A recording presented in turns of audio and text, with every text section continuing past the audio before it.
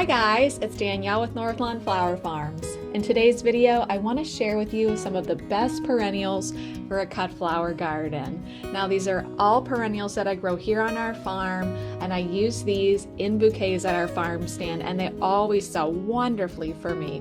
And I wanted to share these varieties with you because they're easy to grow, great performers in the vase, and best of all, they bring a great price.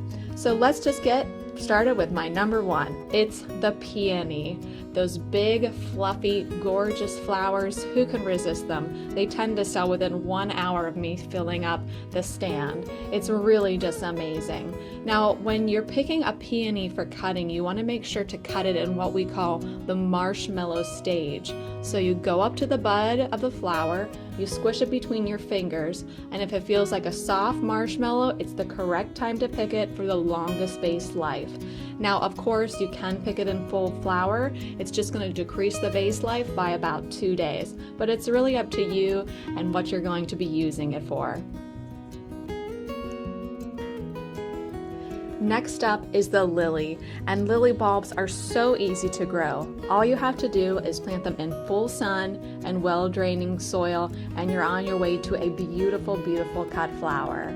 The ones that we grow here on our farm is the stargazer lily and also a white oriental lily, and they always sell like hotcakes, and they're just so easy to grow. I would highly recommend that you give these guys a try. Now you want to pick the lily for the longest vase life when the bud itself is colored but not open. So just as you almost start to see it to burst open, that's the right time to pick the lily. You can let it finish opening inside your home while it sits overnight for your customers. And what I like to do is to make sure to remove the pollen, because those pollen anthers are very messy and you wouldn't want them ruining a customer's tablecloth. That's certainly a no-no. Next up is the Gladiola. And if you ask me, nothing beats those tall spikes of gorgeous blooms sticking out of the vase. They add such dimension and character to any arrangement, and they can be used anywhere from wedding work to sprucing up a simple farm-to-table bouquet. They're so easy to plant. Once again, plant them in full sun, well-draining soil, and make sure to lift the bulbs if you're in zones 7 or lower. Otherwise, you do have the chance of them rotting in the ground.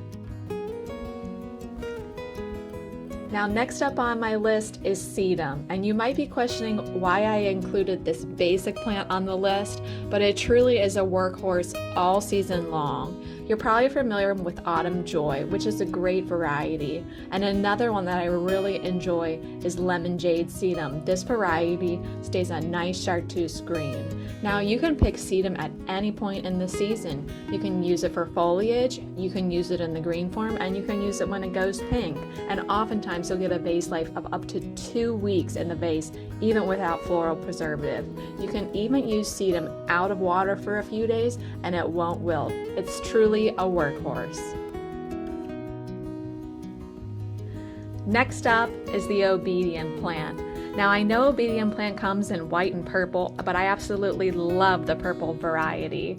It blooms about late August and it's a vigorous spreader, so make sure you give it lots of room to spread around in the garden. Once it's established, you'll have it for years and years to come.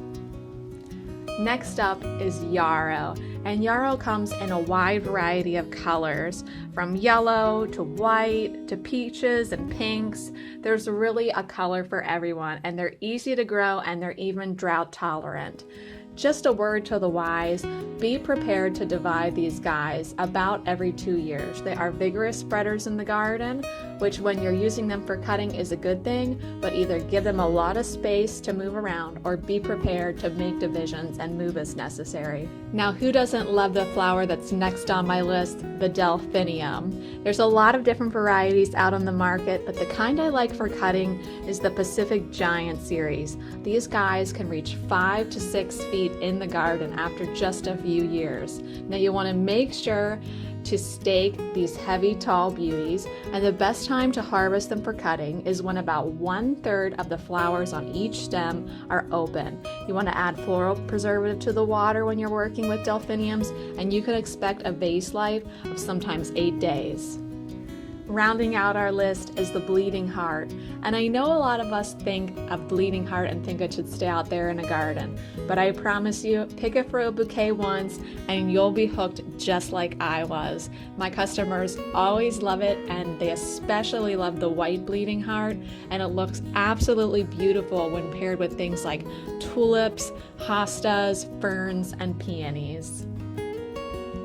Well, there you have my list of some of the best perennials for a cut flower garden. And while this isn't a complete list, I hope it's a launching pad for you to include some of these perennials in your garden specifically for cutting this year, because there's nothing like planting these guys in the ground and then enjoying them in the home in the days to follow. Until next time, happy gardening! Bye!